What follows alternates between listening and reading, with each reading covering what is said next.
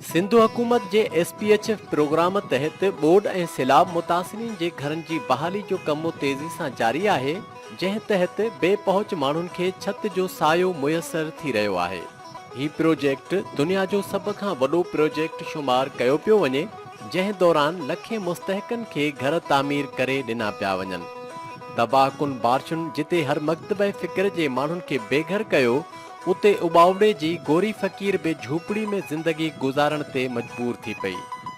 गोरी फ़कीर पंहिंजे चेले सां ॻाए वॼाए राज खां मिलंदड़ कुझु रक़म, जंहिंखे आम ज़ुबान में मोखो चयो वेंदो आहे, उन ते गुज़र सफ़र कंदी आहे।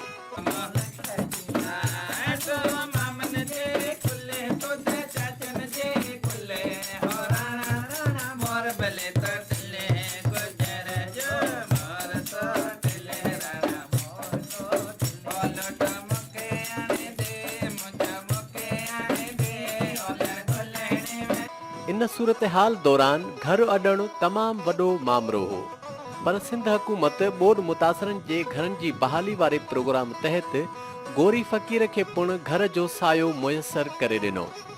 गोरी फ़कीर सिंध हुकूमत खां मिलियल घर में ॾाढी ख़ुशि नज़र ईंदी आहे। पाड़े जे औरतुनि सां कचहरियूं बि थींदियूं अथसि ऐं घर खे ख़ूबसूरत अंदाज़ में सजायो अथसि।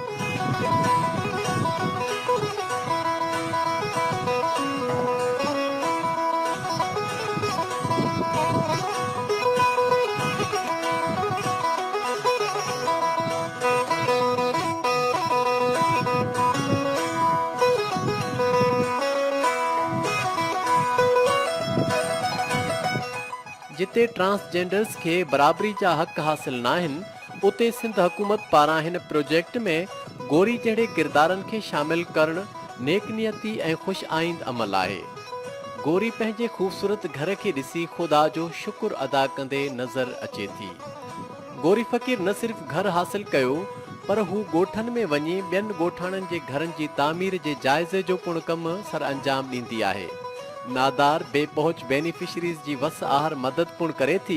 ट्रांसजेंडर्स खे अगरि सिंध हुकूमत जियां ॿियनि सूबनि में पिणु अहिड़े क़िस्म जे प्रोग्रामनि में शामिल कयो वञे, त हू अणबराबरी जे खोल मां निकिरी आम इंसाननि वांगुरु ज़िंदगी गुज़ारे सघनि था।